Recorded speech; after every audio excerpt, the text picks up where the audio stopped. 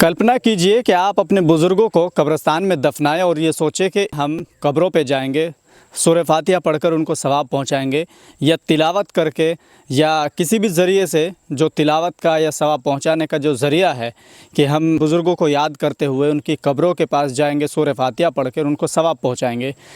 तो कैसा आपको लगता होगा जब आप ये सोचकर दफना रहे हैं कि इन फ्यूचर हम यहाँ आकर सूरह फातिहा पढ़ेंगे, यहाँ आकर उनको सवाब पहुँचाएँगे, ये सोचकर आप करते हैं। लेकिन सोचिए कि जब आप उन्हीं बुज़ुर्गों की कब्रों को जाकर तलाश करें कि आखिर हमारे बुज़ुर्ग है कहाँ, तो क्या गुजरेगी आप पर। फ़िलहाल एक ऐसी सिचुएशन मेरे सामने है, मैं यहाँ पर पहुँचा हूँ। वैसे आम तौर से हम पब्लिक ओपिनियन करते हैं, लेकिन जब इस तरह की समस्या आती है तो उसको भी दिखाने का हम थोड़ी सी हिम्मत कर लेते हैं, दिखा देते हैं, क्योंकि ये बड़ा ज़रूरी भी होता है और एक ज़िम्मेदारी भी होती है। लेकिन जितना हमसे होता है हम उसको करते हैं। अभी एक कब्रिस्तान में मौजूद हूँ, जो लोकेशन मैं यहीं के लोगों से पूछूंगा। कब्रिस्तान में हूँ अभी। आप देख रहे हैं कि यहाँ पर कटान की सबसे बड़ी समस्या यहाँ होती है, सीमांचल में खासकर। किशनगंज में हम मौजूद हैं, पब्लिक ओपिनियन कर रहे थे तो हमको पता लगा, सूचना मिली कि यहाँ से कब्रिस्तान जो है वो इस नदी में या इस कटान की वजह से ख़त्म हो चुका है, एक हिस्सा कब्रिस्तान का बह गया है।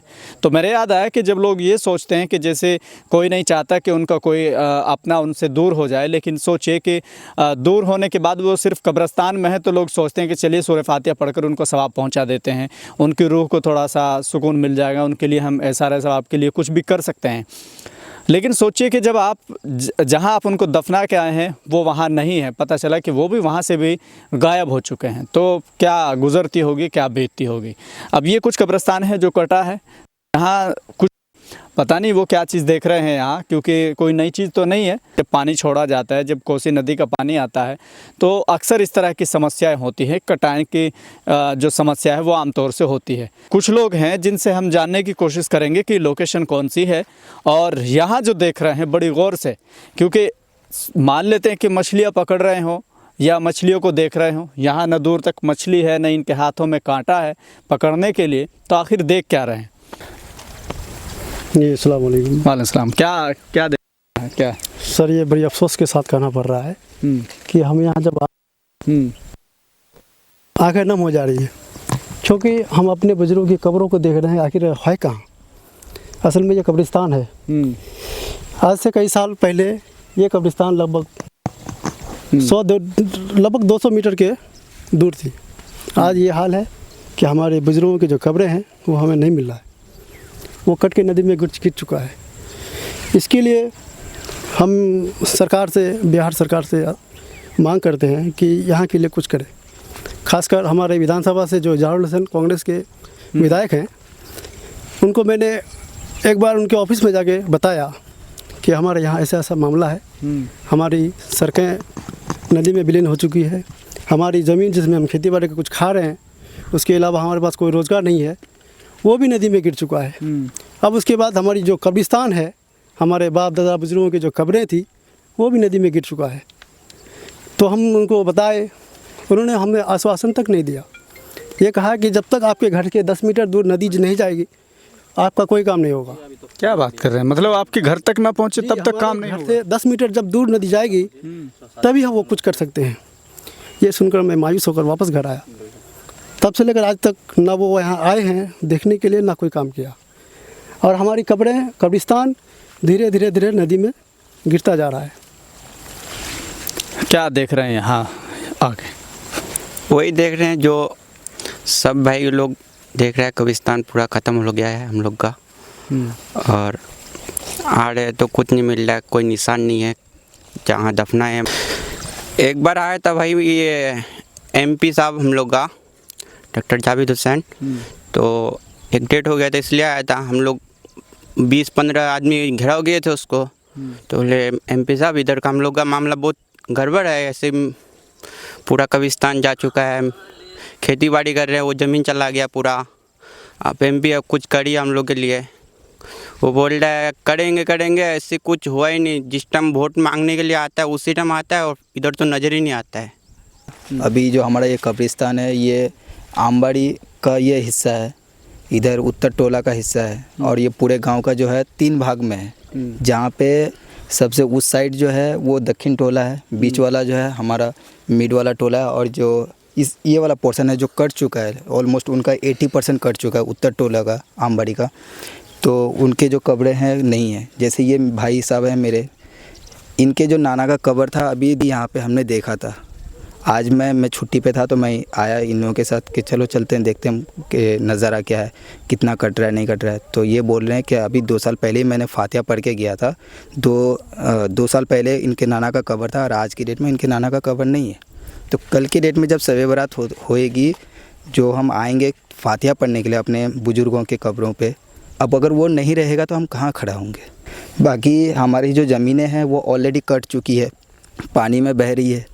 इसके लिए ऑलरेडी प्रशासन से जो है कई बार हम लोगों ने, अपने घर का है विधायक, उनके पास कई बार हम लोग जाकर के एप्लीकेशन दिए कि आज कम से कम आकर के देखिए अगर कुछ हो सकता है, क्योंकि हर जगह हो रहा है तो हमारे यहाँ पे भी कुछ हो सकता है, आप कीजिए। बट उन्होंने आज तक कोई ना आश्वासन दिए ना आ ही नहीं रहे।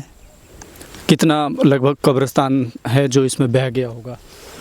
लगभग यहाँ से ना हो तो लगभग 3 से 4 एकड़ कब्रिस्तान नदी में बह गया है। तो उसमें जो बह गया है उसमें सब कब्रें थी या कुछ खाली भी पड़ा है? जी कब्रें थी, जो कि हमारे नाना था, नानी का कब्र था यहाँ पे, जो अब है नहीं।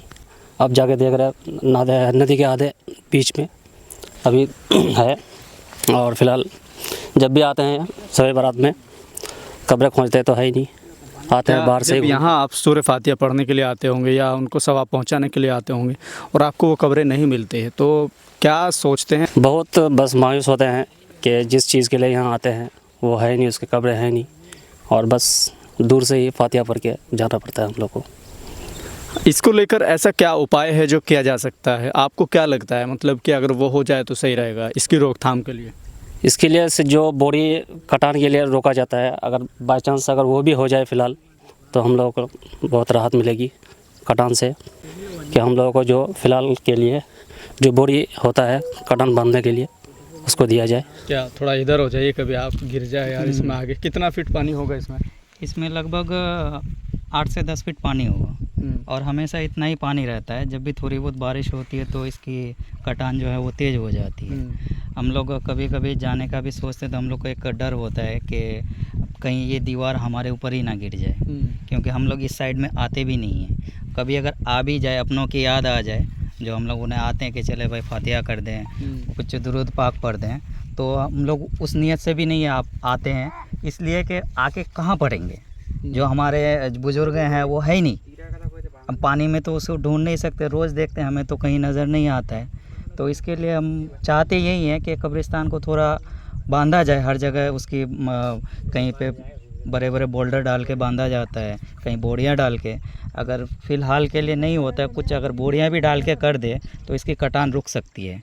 जैसे कि यहाँ से आप वहाँ तक देखेंगे, आगे तक लगभग 1000 मीटर, तो 1000 मीटर के अंदर में आगे गांव भी है, पीछे कब्रिस्तान है।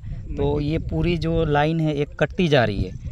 ये हर साल आप देखेंगे तो कम से कम 100-150 मीटर पानी में जाता है। इसके तरफ प्रशासन आज तक ध्यान नहीं दिया है। लेकिन सवाल ये है कि यहाँ के नेता लोग क्या करते हैं, जो जिनको आप चुनते हैं और यहाँ कहते हैं कि हर गली में, हर चौराहे पर एक नेता मिल जाता है, तो उन नेताओं से क्या आपको फ़ायदा होता है? क्या किसी तरह का सपोर्ट मिलता है कि नहीं? वो सब चीज़ें नहीं देखते? क्या उनके लोग यहाँ पर दफन नहीं होते हैं? देखिए, सबसे पहली बात जो है, जो नेता आते हैं जिसको हम लोग चुनते हैं, इसी उम्मीद पे चुनते हैं ख़ास करके कि हम लोग का जो ये नदी का समस्या है, ये सारी ज़मीनें कट कट के विलीन हो रही हैं, तो इन सब को रोकथाम के हम लोग जब आते हैं तो वायदे हज़ारों करते हैं कि नहीं ये करेंगे वो करेंगे, लेकिन जीतने के बाद कभी ध्यान नहीं दिया। ख़ास करके हमारे एमपी जो हैं वो 2-3 मरतबा आके इधर का दौरा किए भी हैं, लेकिन आके सिर्फ देख के चले जाते हैं, बस। उसके बाद कोई आश्वासन नहीं कि चलो हम करते हैं। आए देखे, उनसे अगर सवाल किया जाता है तो उल्टा खुद ही बोलते हैं जब हम आए थे तो नदी वहाँ थी, हमारे खुद बुजुर्ग वहाँ हैं, वो ज़्यादा दूर के नहीं हैं, हमारे घर के करीब ही हैं, लगभग गोवाबारी के, उनके भी रिश्तेदार इन कब्रिस्तान में दफन हैं, लेकिन आज तक उन्होंने ध्यान नहीं दिया है। कितनी कब्रें होंगी जो इसमें बह गई होगी? लगभग 200 से ऊपर है जो हम लोग के याददाश्त में है।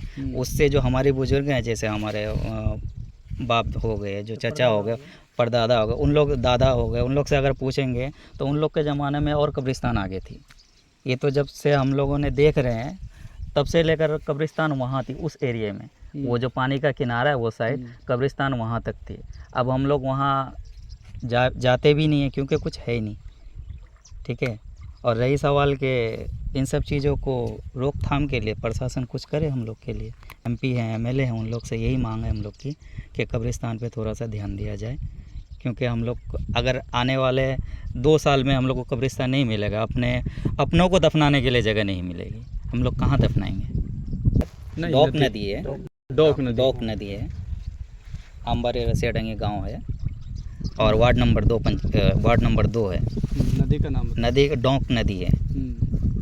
तो ये आम समस्या है, यहाँ पर कटायन की जो समस्या है वो आम समस्या है। अब इसमें सोचिए कि यहाँ की 200 कब्रें जो बता रहे हैं वो लगभग बह चुकी है, और इसी के साथ में आइंदा जो कब्रें बनेंगी, आइंदा जिनको दफनाया जाएगा वो लोग कहाँ दफनाए जाएंगे। खैर, यहाँ के कहते हैं कि हर गली हर चौराहे पर आपको नेता लोग मिल जाएंगे, समाज सेवी अपने आप को जो कहते हैं वो मिल जाएंगे, लेकिन जब जनता की ज़रूरत होती है तो वो नदारद मिलते हैं।